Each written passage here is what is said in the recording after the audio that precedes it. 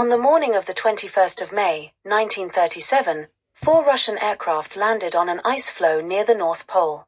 Out of them climbed 4 men, loaded down with meteorological equipment.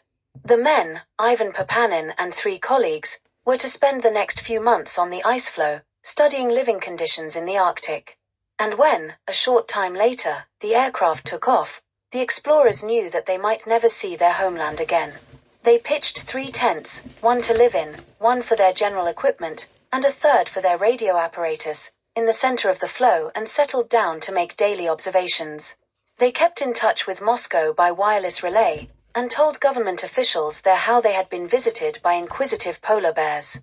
The floe, they reported, was drifting steadily southwards through blinding snowstorms, past the dangerous rocks off the coast of Greenland. By the beginning of February, 1938, the men had gathered enough material to have made the expedition worthwhile. For 6 days they had been drifting without knowing in which direction, since there were no stars in the sky by which they could fix their position. It was then that the first sign of real danger came. Papanin and his friend Ernst Krenkel were playing chess together when they suddenly heard a loud crack from somewhere behind the tent. At first they thought it might only be the snow subsiding, but when the cracking noises grew louder, they aroused the other 2 men, Peter Shershoff and Eugene Fedorov. All 4 went out into the blizzard to investigate. The ice was now shaking violently, and they saw a narrow fissure running along it about 12 feet from the living tent. The fissure lengthened until it ran under the tent and all the way past the storehouse they had built out of blocks of ice. The 4 men at once set off for the storehouse, knowing that their lives might well depend on saving its contents. They carried the equipment out bit by bit, hauled it over to the middle of the floe and covered it with sheeting. Once the equipment was safe, they looked at the fissure again. To their dismay, they discovered that it was not the only crack in the ice floe. Beyond the far aerial mast, said Papanin, we saw a second fissure which cut us off on the east. Under the drumming of the blizzard, our ice floe, which had seemed so strong, had fallen to pieces. The explorers realized they must now take their tents to the middle of what was left of the floe. They did this as quickly as they could, and on the following day, when the stars at last reappeared, they calculated that they had been drifting southwest at a rate of 20 miles a day. At noon, they anxiously surveyed their surroundings. The inspection, Papanin recorded in his diary, gave us small satisfaction.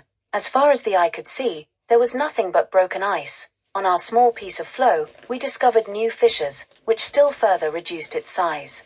The whole of the immense field, on which 8 months ago multi-engined aircraft had landed, had split into small pieces. Not even a light training plane could have made a landing here now. Ernst Krenkel then resumed radio contact with the Russian ice ship Murmanets, which was acting as the expedition's relay station. He reported the situation, and received a radiogram from Moscow saying that 3 icebreakers were battling their way to the rescue. The men were now living on a mere fragment of ice. They were also soaked to the skin, and had no way of drying their clothes. Shortly after this, the wind reached gale force, and the temperature dropped to 11 degrees below zero. On the 6th of February, they were awakened by another terrifying noise.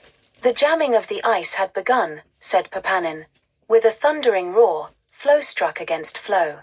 Banks of ice have sprung up around the edges of our own tiny field.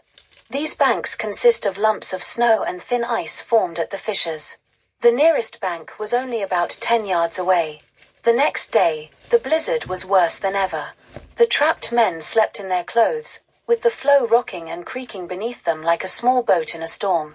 Then came the news that the Murmanets was icebound, and since there was no word from the other 2 icebreakers, the men gave themselves up for lost.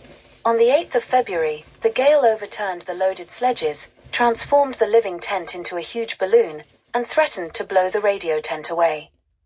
Lying flat, Papanin wrote, and sometimes kneeling, because the wind was too strong for us to stay on our feet, Eugene and I held on tightly to the canvas, which was straining away from our hands, while Ernst crawled inside the tent and packed up the equipment of the radio station. When he crawled out, we pulled up the few remaining pegs, and that was the end of the tent. Wet snow was now forcing its way into the living tent, and the explorers' answer to this was to build a snow hut, complete with a snow floor and a table made of snow. They sat, shivering, in this icy dwelling, waiting for the end. Just over a week later, however, their luck finally turned. They were sighted and rescued by two of the Soviet icebreakers. The exhausted men were taken back to Moscow, where they were given a hero's welcome. Their findings proved of immense value, and their 9 months adrift on their ice floe was hailed as one of the greatest feats of Arctic exploration.